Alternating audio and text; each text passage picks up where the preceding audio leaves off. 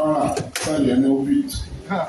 Gloire à Dieu. Vous savez, tout à l'heure, je parlais de mon petit frère, et on parlait de vous.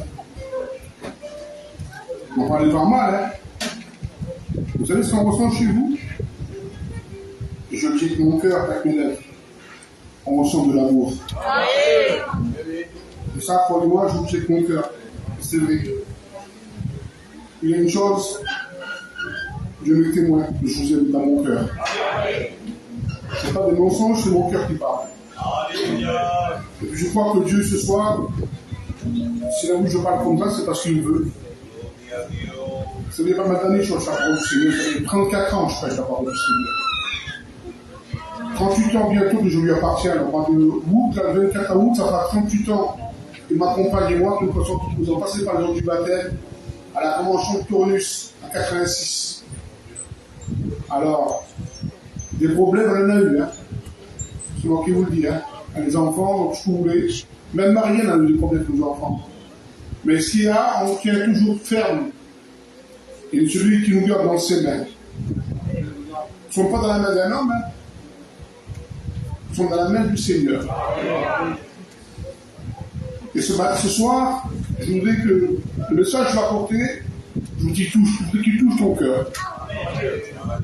Peut-être qu'il y a des paroles qui vont te réveiller ce soir dans le message. Je vais Seigneur, peut-être que je suis comme ça, maman.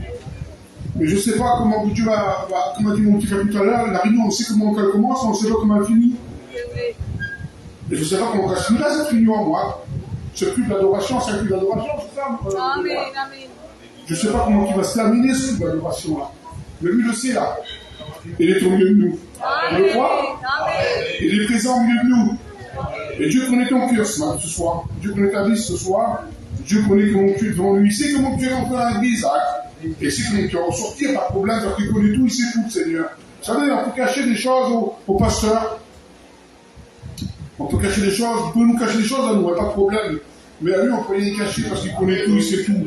Il connaît le degré de foi que nous avons dans notre cœur. Il connaît nos cheveux que nous avons sur notre tête. Il connaît le nombre de cheveux que nous avons sur notre tête. Voyez pas un petit peu, vous, comment vous voulez combattre avec un homme comme ça qui s'appelle Jésus?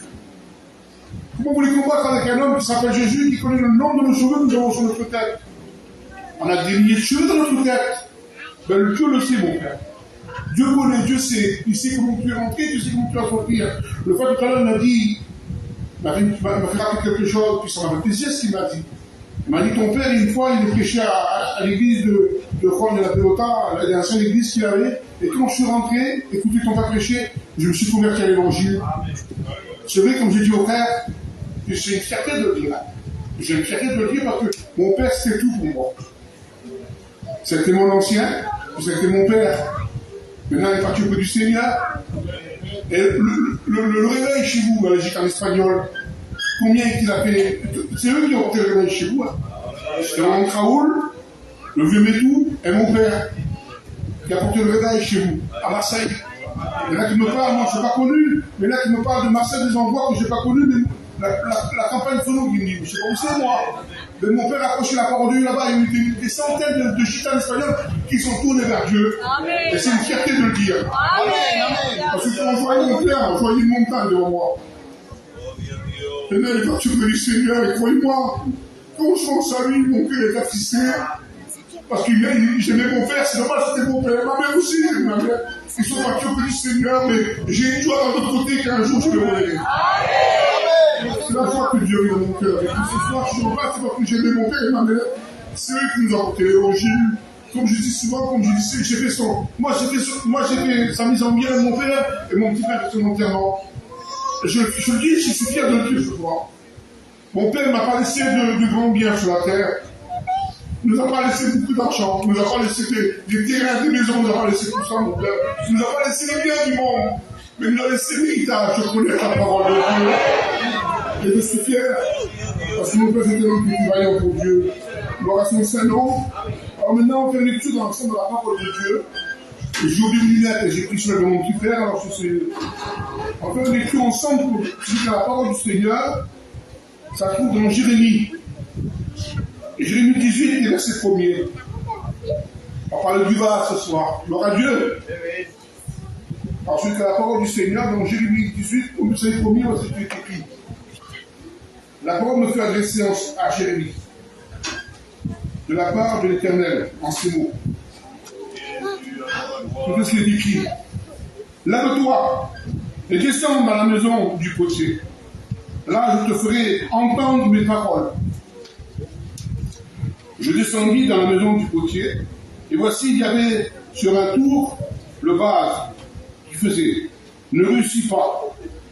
Comme il arriva à l'argile, dans la main du potier, il en fut un autre vase plutôt. Et tel trouva bon de le faire. Amen. Ce soir,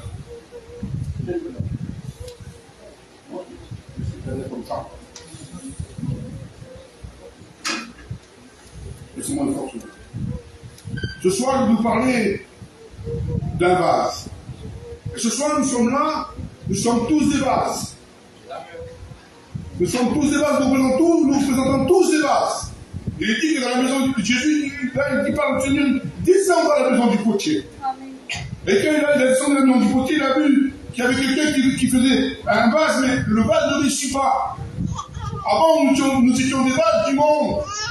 Et notre vie était fondée sur le monde. Notre vie était fondée sur le monde qui existe aujourd'hui. Mais grâce à Dieu, grâce au Seigneur, nous avons eu un vase qui était aussi, s'appelle Jésus. Il nous a réussi, le Seigneur. Il a changé notre vase. Il a changé notre vie. Là, j'ai mis, il fait bouillir le fond des mers, comme une chaudière. Il agit comme un vase rempli de parfum. Nous sommes un vase rempli de parfum. Si nous sommes à la gloire de Dieu, nous sommes un vase rempli de parfum. Est-ce que tu es rempli de parfum ce soir? Est-ce que ton vase est rempli de parfum? Il dit qu'il commençait à faire un vase. Dans le vase là, qu'il avait fait, il y avait des choses impures. Le Dieu aura la parole était impure parce que nous ne connaissons pas le Seigneur. Pour faire un vase, il ne faut pas qu'il y ait de choses impures. Vous avez vu quand vous regardez la télévision, quand vous regardez quelqu'un qui fait un vase, il faut mettre des fleurs dedans. Il prend le vase, soyez en verre, en terre ou en ce que vous voulez, il faut qu'il soit propre. Amen. Il faut qu'il réussisse ce vase. Et c'est des choses qui sont pareilles, ils les enlèvent. Il ôte ce qui n'est pas beau, ce qui n'est pas beau. Si un défaut, il le voit, celui qui le fabrique. Et Dieu ce soir, il voit ta vie. Il voit comment tu es devant lui. Il voit ce qu'il a fait, il est propre. Il veut le voir, Seigneur.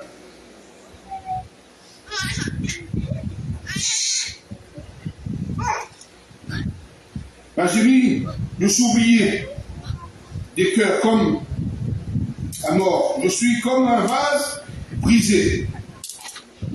Peut-être que ta vie est brisée ce soir. Ton vase est brisé. Il n'y a plus moyen de le réparer, je te dis au cœur. Il n'y a plus moyen de pouvoir, Seigneur, de réparer mon vase. Parce que ma vie est brisée. Ma vie est en miettes. Ma vie est détruite. Ma vie n'a plus de sens. Ma vie n'a plus de but. Mais qui c'est qui va réparer ma vie? Qui c'est qui va réparer mon vase? Qui c'est qui va réparer ce qui est brisé en moi? Qui peut le faire? Qui peut réparer mon âme qui est en miettes, mon cœur qui est attristé, que mon cœur qui a plus de force? Mon cœur il saigne. Qui c'est qui peut le réparer? C'est pas le pasteur qui sont là. Mais moi, je ne peux pas le faire. J'ai pas le moyen de le faire. D'arranger vos vases, j'ai pas le moyen de le faire. Seul Jésus peut réparer ton vase. Là, j'ai mis, ne touchez rien d'impur. Sorte du milieu d'elle. Purifiez-vous, vous qui apportez les vases de l'Éternel. Ne touchez rien d'impur. Un chrétien ne doit pas toucher à des choses impures. Un enfant de Dieu ne doit pas toucher à des choses impures. Il ne doit pas pratiquer le péché. Un chrétien ne pratique pas le péché. Un chrétien doit être droit et propre devant Dieu. Un chrétien doit être honnête devant Dieu. Un chrétien doit marcher droit devant le Seigneur, pas de travers mais droit. On a un chrétien, on n'est pas n'importe qui. On est des enfants de Dieu. Et dit, Seigneur, si je suis un enfant de Dieu, je ne suis pas n'importe qui. Seigneur, je marche droit devant toi, pas à travers mes droits. Je vais être droit devant toi, Seigneur. Il est écrit dans la parole du Seigneur, les enfants d'Israël apportaient leur offrande dans des vases purs à la maison de l'Éternel. Ils apportaient dans des vases purs, pas de défaut, pas de contrefaçon, des vrais vases. Ce soir, nous n'avons pas des contrefaçons ce soir. Amen. C'est des contrefaçons de nous, c'est pas la gloire de Dieu. Mais nous demandons des vrais chrétiens en l'esprit en vérité. Et adorer Dieu en vérité.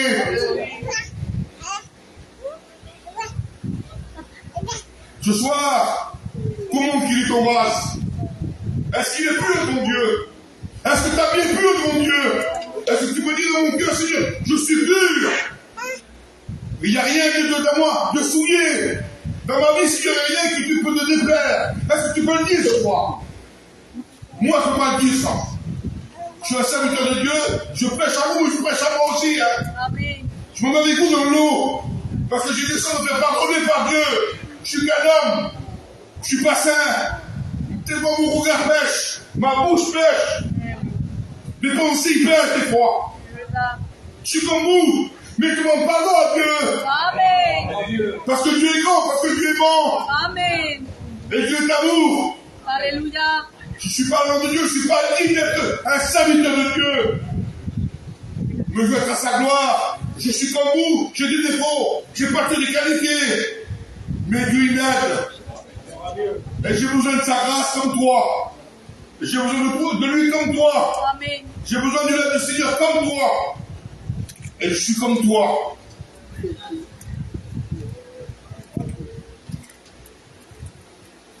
Là, j'ai mis là, il y avait des pêcheurs assis sur le rivage. Ils mettaient dans des vases ce qui était bon. Et ils jetaient ce qui était mauvais.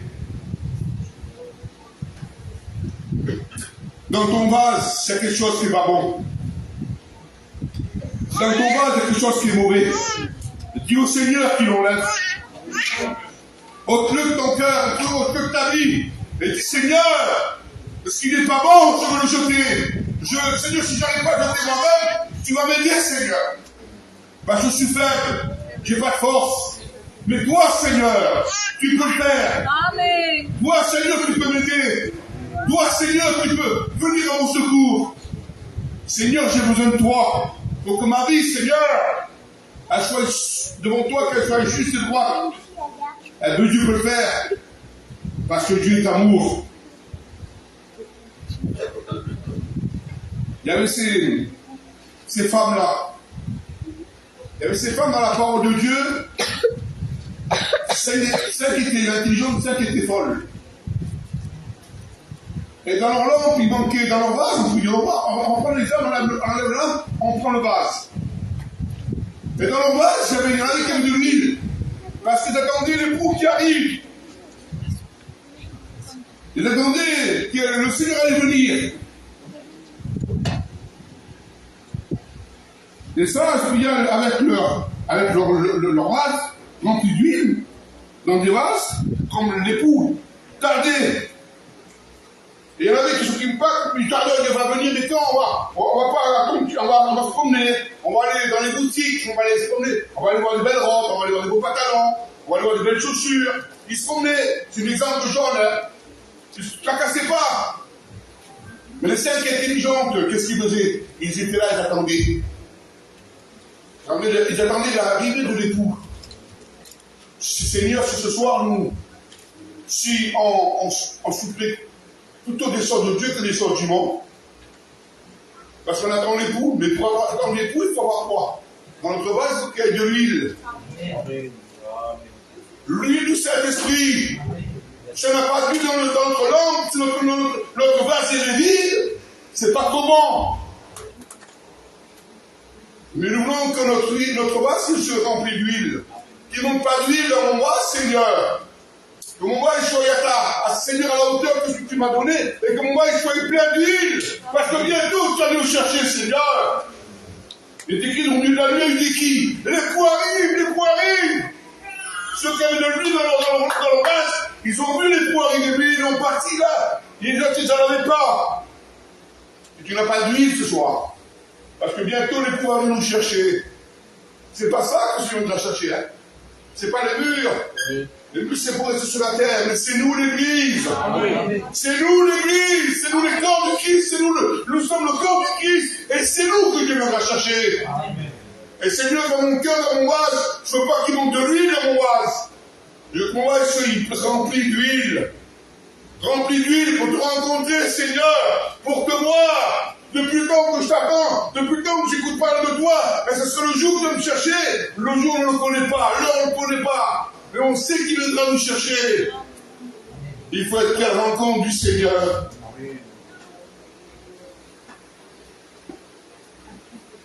Il est écrit là une femme s'approcha de lui, tenant un vase rond d'albâtre qui renfermait un parfum d'un grand prix. Et cependant, il était à table. Elle répandit le parfum sur la tête du Seigneur. Est-ce que tu vas répandre ton parfum de la tête du Seigneur, toi qui es là ce soir? Qu'est-ce que tu vas apporter au Seigneur? Comment il est ton vase? Les disciples ils ont dit, alors il y a tout le monde se voit le parfum. C'était un grand prix, un parfum d'albâtre. Je ne sais pas quel prix qu'il valait. C'était plus cher qu'une bouteille de Chanel. Ah, certainement, le prix qu'il valait, je ne sais pas. Mais il valait un grand prix, nous dit la parole de Dieu. Ah, il aurait pu le vendre, on aurait fait un bon bénéfice, non, elle ne l'a pas vendu. Elle ne l'a pas vendu, elle, hein.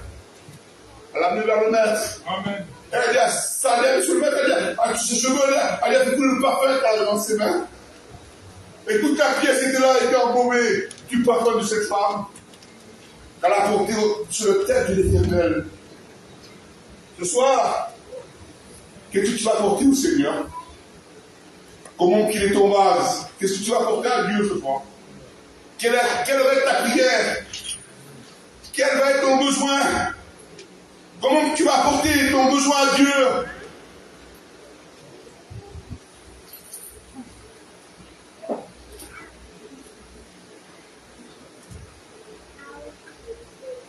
Ce soir, Seigneur, sois intelligent.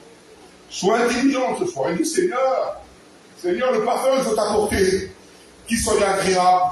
Amen. Seigneur, que le parfum qui puisse monter, je ne veux pas m'excuser parce que c'est vrai, qu'il puisse monter jusqu'aux narines de l'Éternel. Mon parfum de ma prière, c'est qu'il puisse monter jusqu'à toi, comme trône de grâce. Et Seigneur, que ma prière, elle soit apposée du parfum de l'Esprit. Que ma prière soit accompagnée par l'Esprit de Dieu, et qu'elle monte jusqu'à toi, et qu'elle touche ton cœur, Seigneur, et que ma prière soit exaucée. Je ne sais pas la prière que tu vas laisser à Dieu. Je ne sais pas comment tu es mon Dieu, mais la prière peut monter, elle peut déplacer le plafond et atteindre le cœur de Dieu. Et Dieu peut t'exaucer. Parce que Dieu est amour, parce que Dieu est grand, parce que Dieu est bon.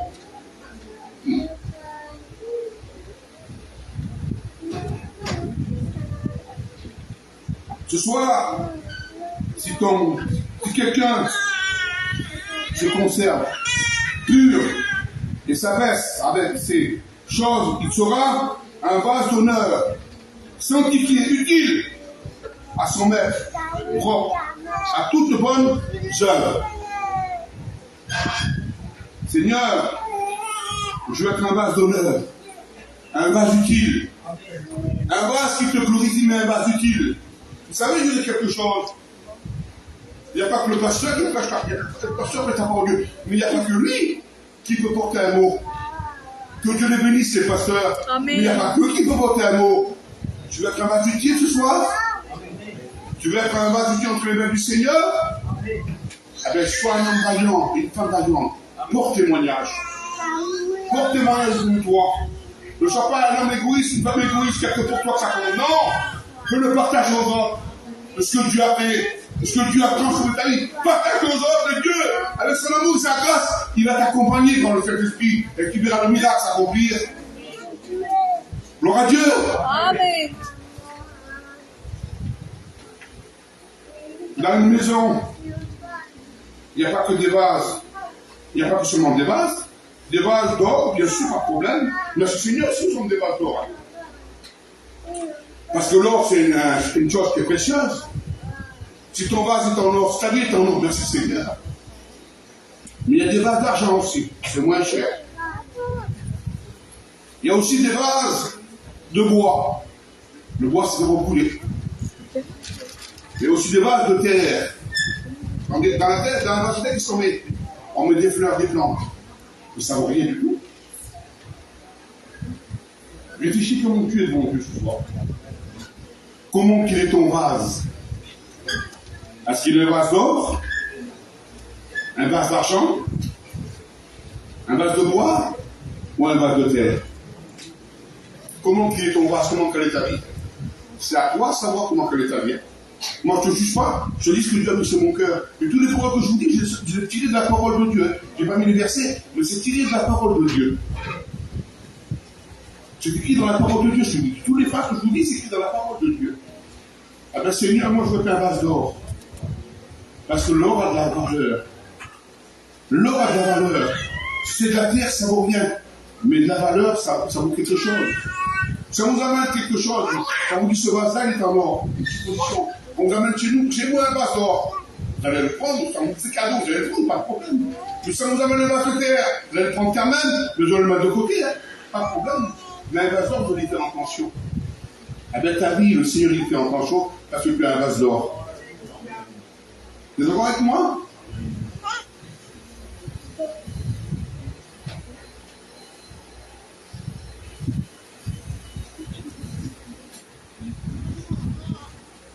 Là, j'ai le sacrificateur prendra de l'eau sainte d'un vase de terre. Il prendra de la poussière, il enlèvera la poussière sur le sol.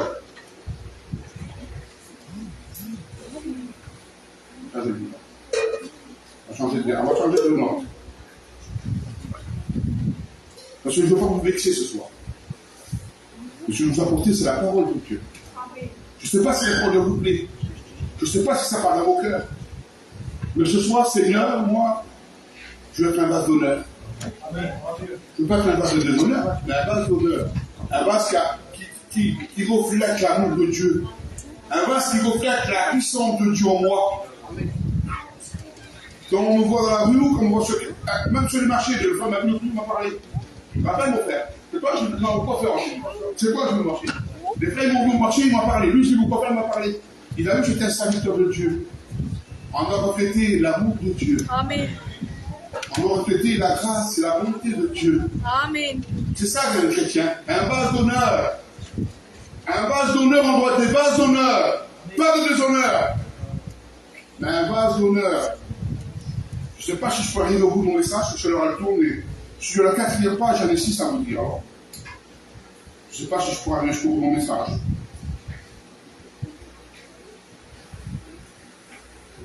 Là, j'ai mis, mon Éternel, je crée des choses. Malheur à celui qui conteste avec moi. Seigneur, il dit malheur. Hein? Malheur, celui qui veut contester avec moi. Son créateur. Un vase parmi lesquels des vases de terre, d'argile, celui qui le façonne. Ce soir, qui c'est qui façonne ta vie? Qui c'est qui façonne ta vie ce soir? Est-ce que c'est le Seigneur ou c'est le monde? Est-ce que tu appartiens à Dieu ou tu appartiens encore au monde? Parce qu'il y a des chrétiens où je lui dis quelque chose, si on regarde dans leur vase, il y a des choses dans leur vase qui ne sont pas la gloire de Dieu. Mais tu me dis que ce qui n'est pas la gloire de Dieu, Samuel. Alors je te dis que ce qui n'est pas la gloire de Dieu. Parce qu'un chrétien ne doit pas avoir ça dans sa vie. Écoute-moi bien ce qu'un chrétien ne doit pas avoir. Parce qu'il y a des vases que Dieu ne veut pas qu'ils soient comme ça. Et tu me dis qu'est-ce que c'est, Samuel? Là, j'ai mis une liste, on m'a dit la liste que Dieu a mis sur mon cœur. Un chrétien, il ne doit pas fumer. Maintenant, c'est des chrétiens ce soir. Un chrétien ne doit pas avoir de la boisson dans sa vie. Un chrétien doit pas avoir de problème dans sa vie. Un chrétien ne doit pas avoir de jalousie dans sa vie. Un chrétien ne doit pas être rempli de commerce. Parce qu'il y en a, Seigneur, alors aujourd'hui, ils sont remplis de commerce. Ils parlent que de commerce. Ils ne parlent pas de l'amour de Dieu. Ils ne parlent pas de la grâce de Dieu. Ils parlent que du commerce. Un chrétien ne doit pas être rempli de colère. Un chrétien ne doit pas être rempli de haine. Un chrétien ne doit pas être rempli d'orgueil. Un chrétien ne doit pas être rempli de méchanceté. Un chrétien doit pas être rempli de mensonges. Si notre vase c'est comme ça, le ciel est fermé pour nous. Et toi qui es là, si tu es comme ça, le ciel est fermé pour toi. Parce que ça dit la parole de Dieu, qu'aucun menteur, aucun mensonge n'héritera le royaume des cieux. Aucune passion n'héritera le royaume des cieux. C'est pour moi que je dis, c'est la parole de Dieu. Et moi je m'appuie sur la parole de Dieu. Ce soir, tu es devant le Seigneur. Tu dois être un vase d'honneur. Tu n'es pas un vase de déshonneur. Un chrétien, voilà comment il doit être. Un chrétien doit être rempli d'esprit. Un chrétien doit être rempli d'huile. Un chrétien doit être rempli d'un parfum. Un chrétien doit être rempli de patience. Un chrétien doit être rempli de sanctification. Un chrétien doit être rempli de paix. Un chrétien doit être rempli d'honneur. Un chrétien doit être rempli de miséricorde. Un chrétien doit être rempli d'espérance. Un chrétien doit être rempli de foi. Un chrétien doit être rempli de joie. Un chrétien doit être rempli de pardon. Un chrétien doit être rempli de quoi? D'amour. Voilà comment on doit être un chrétien. Voilà comment on doit être devant Dieu. Si on est honnête devant Dieu, on est comme ça. Et si on veut être honnête devant Dieu, ça veut dire que le ciel, on est comme ça. Parce que si on n'est pas comme ça, je te dis, on ne peut pas hériter le royaume des cieux. Tu dis comme ça, tu resteras sur la terre. Si on te dit mensonge, certaines choses comme ça, tu resteras sur la terre. C'est la parole de Dieu qui le dit, c'est pas moi. Et moi, je m'appuie sur la parole de Dieu. On doit dire amen à la parole de Dieu. Parce que Dieu est non, parce que Dieu est grand, parce que Dieu est bon. Parce que Dieu ne veut rien d'inpur dans le ciel. Le bon Dieu qui est bon, et il ne veut rien d'inpur dans le ciel. Vous êtes d'accord ou pas d'accord avec moi? Vous n'êtes pas d'accord, mais c'est pas grave. Tu n'es pas d'accord avec moi, vous n'êtes pas d'accord avec la parole de Dieu. Moi je le dis, hein. Vous n'êtes pas d'accord avec moi, vous n'êtes pas d'accord avec la parole de Dieu. Parce que ce que je fais ma mère là, c'est la parole de Dieu, c'est lui de sainteté. C'est écrit là-dedans. C'est pas moi qui le dis, c'est le Seigneur qui l'a habité. Les hommes ont parlé, et ils ont écrit la parole de Dieu, et ils ont écrit ces mots-là. Ils ont été inspirés par l'Esprit de Dieu pour écrire ces mots-là. Et c'est la parole de Dieu qui le dit, c'est pas moi. Ce soir, Seigneur, je sais pas si j'ai fini mon message, je vous dis, je ne sais pas. Parce que je suis, dans mon cœur, je vous aime, et je n'ai pas de vous reprendre. Je vous le dis, je n'ai pas de vous reprendre. Parce que vous allez dire, Samuel, tu ne vas plus, c'est parce que tu me reprends, c'est trop sévère. Non, c'est pas moi qui est sévère, c'est la parole de Dieu. Alléluia. Et moi, je m'appuie sur la parole de Dieu. Ah, si j'aurais mis là, si j'aurais dit, ah, je vais décourager, c'est rien, ma soeur, mon frère. Tu vas t'encourager, ah, c'est rien. Tu vois, tu as passé une bonne semaine. C'est pas ça la vie de la parole de Dieu. Le but de la parole de Dieu, c'est de marcher avec le Seigneur. Et de marcher digne. Et de marcher droit. De marcher droit avec le Seigneur. Pas avec les hommes de marcher de travers. C'est rien de marcher avec un homme de travers. Mais c'est qu'il y a lui qu'on doit marcher droit. Parce qu'il y a un Dieu qui nous reprend. Il y a un Dieu qui est plein d'amour, mais il nous reprend.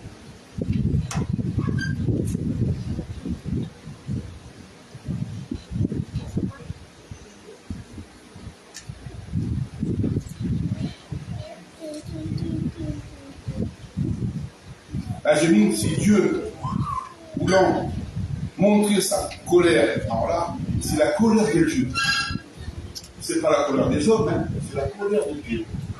S'il veut montrer sa colère, le Seigneur, et ta colère, c'est la puissance. Parce que Dieu est puissant, hein. Dieu est grand, mais Dieu est puissant, hein. Il est puissant, le Seigneur. Un jour, la colère va s'abattre sur la terre. Pour celui qui va rester sur la terre, Seigneur, je le plains. Parce qu'il va se passer des choses inimaginables. Parce que ce qu'on écoute en ce moment, les bruits de guerre, les guerres, c'est rien du tout, hein, par rapport à la colère de Dieu. Mais ce soir, je ne vais pas tomber dans la colère de Dieu, moi. Je vais tomber avant. J'attends pas le retour du Seigneur, moi. J'attends l'enlèvement de l'Église.